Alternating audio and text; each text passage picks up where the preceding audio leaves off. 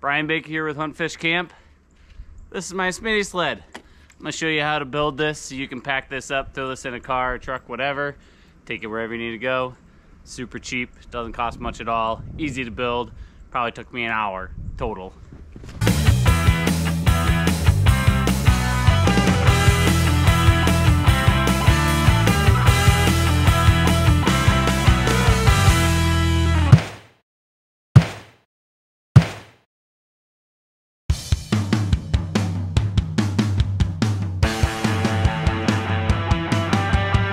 So we're in the basement right now. It's nice and toasty warm, got pellets of running, it's snowing outside, it's windy, not a great day to be out fishing. Sometimes I'd fish in that anyway, but today I'm gonna build a Smitty sled. I'll show you how to do it.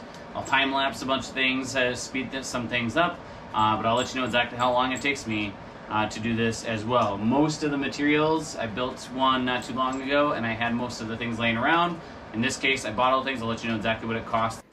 Alright, so if you want to see every last bit, go through all the materials and watch me build the whole thing, keep watching.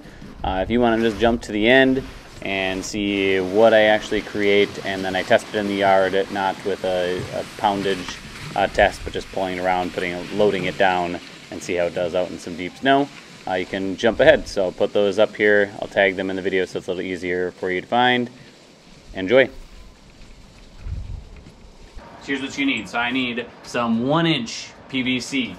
I'm also going to need some 1 1/4 inch PVC. Along with that, you're going to need a set of skis. A lot of people like to use downhill skis. I actually prefer the cross-country skis. I think they are a little easier to pull. You need more length though, okay, because they're not quite as wide. So having a skinnier ski, they just need to be a little bit longer. I'm not dealing with super deep snow typically, and we'll do a test too to show you how well this works out. You need end caps. This is going to be an important one. So the end caps, you need end caps that are flat. Okay, so I picked these up at Menards. They only had 3, and so I ran to Home Depot and I got one that's rounded. That's not going to work. Okay, I picked that up just to show you that. I went and got another one of these, so we've got what we need. These are 1 1/4 caps. And you're going to need 4 3-ways as well, also 1 inch. So these are for the frame that we build up on the top.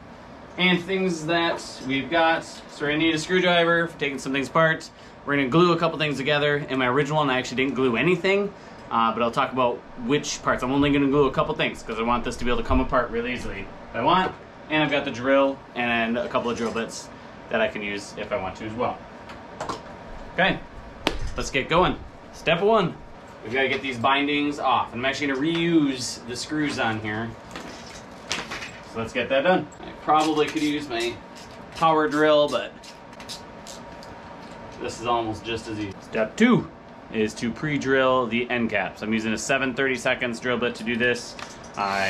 Depending on what screws you're using, these are pretty thick screws that come out of the skis, but I think these will work. We'll see. What I'm doing is I'm drilling 2 holes in each one. So look just like that.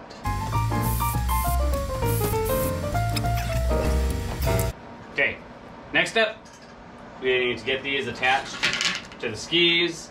So we're going to space those out. I'm going to put them on so that the holes are going to line up perpendicular with the ski. Go vertical like that to give the most. So what I'm doing is I want my frame, that's going to be similar to this one, to be about 32 inches long.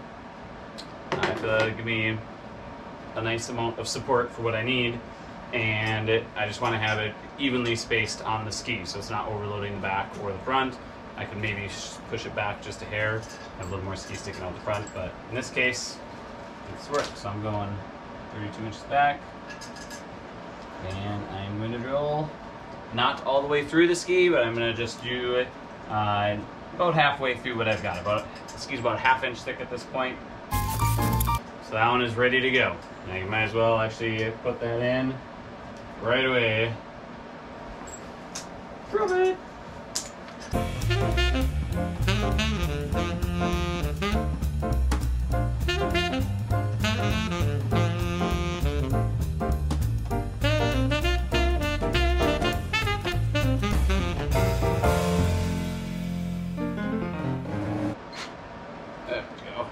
So I added a third screw to this one because I was using the smaller screws, but I pre-drilled things out with a little bit too big of a bit, and so things were a little bit loose, whereas all the others seem to be pretty good.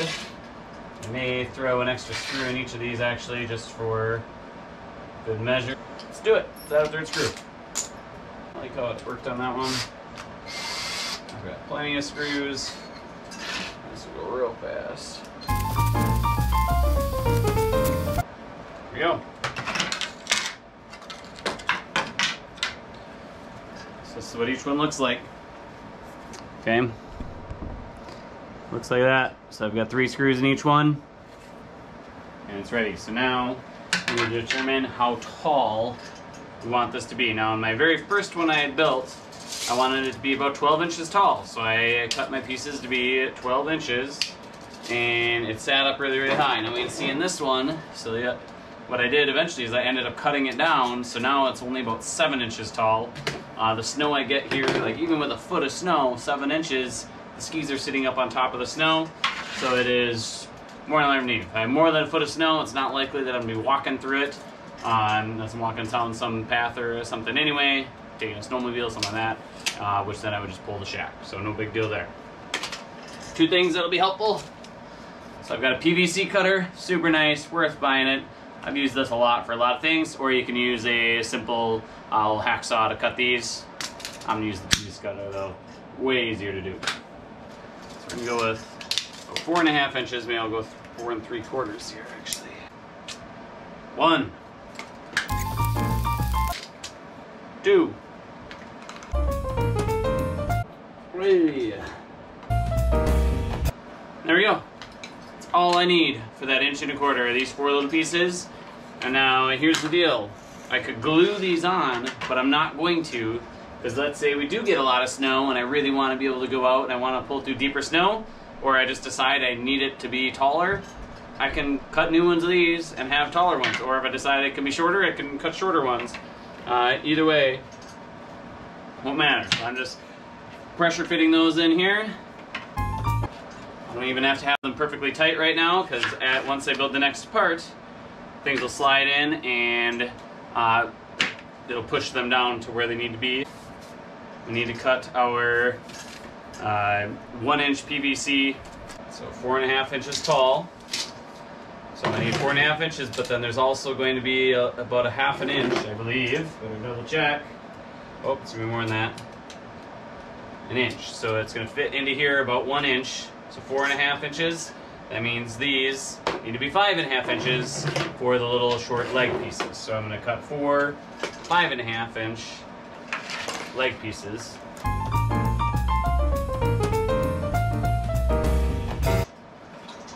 Got my 4 vertical supports, and what these are going to do is these are going to end up sliding in like that, and I'll have a piece on top of here that then connects to all 4. So these will each fit in just like that. I may have to remove some of this plastic for this to fit.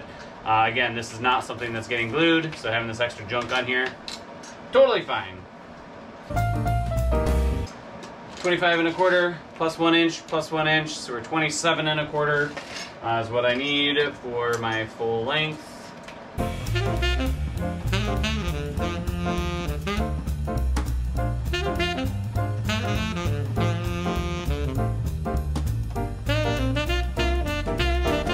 So I got my 2 main beams. Now I just need whatever's going to go across here. So we'll decide how big it is. Now for that, I took and I had measured, I actually made my last one for the sleds that we have. And so these I'm going to make about 17 inches wide. I'm going to make the pieces about 17 inches. You can see, let's see here. I don't think I've got enough there. Nope, not even close. So I'm going to grab another piece of PVC. And we'll get those cut.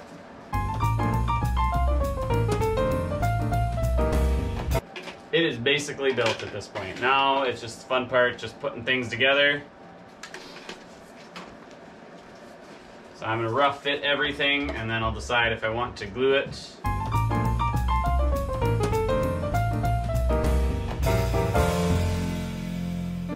And there we have it. So the simplest, easiest Smitty sled. Now things I'm gonna add, so maybe I'll show that too. So I'm gonna add some, just like this, so I'm gonna add some friction tape to it.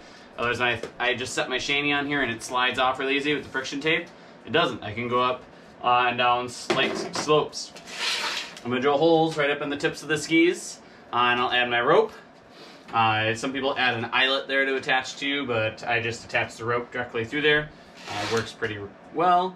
And then I will probably glue just these 4 joints right here. So just these 4 corners. What has happened is that when I put a sled on here that fits just inside of this, it's pushing outward on it, and so the 2 skis can pop apart. But really, I just need these 4 joints to be glued, and I guess I'll glue all 4 corners. There'll be 8 spots that I'll glue, and then it should be all set. And these obviously need to get secured. But, so once it is all said and done, then I can easily pop that out. I can pop out the other one. And I have this little piece to carry around, toss in the truck, and I have my 2 skis that then are separate and can move around. And then to put it back together, pretty simple. I just pop it back together and they fit beautifully. It's as simple as that. And I'm off. I just set my sled right on top of there. I could put a strap or a bungee around there. I have never had to do that though, so it's been pretty nice. Lakes tend to be pretty flat. All right, so we've got some friction tape here. Hockey tape would work as well. I'm gonna add this onto all the bracing. So if we put a sled on there, it doesn't slide off too easily.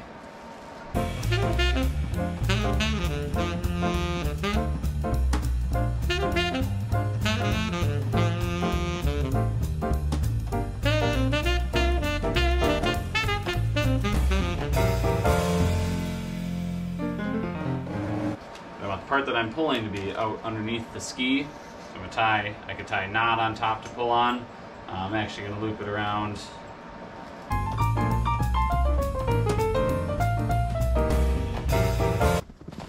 Okay.